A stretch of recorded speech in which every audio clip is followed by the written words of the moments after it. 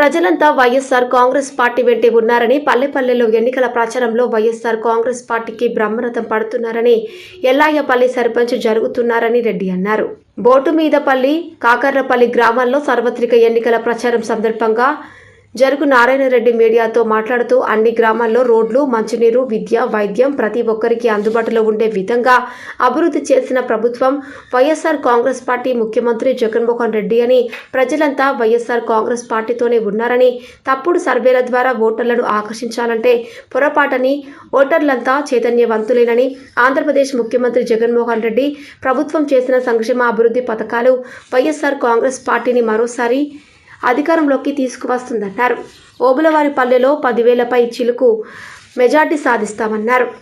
Railway కోడూరులో 35,000 ఓట్లు మెజార్టీతో YSR Congress party జెండా ఎగురవేసేందుకు ప్రజలంతా సంసిద్ధంగా ఉన్నారని తెలిపారు.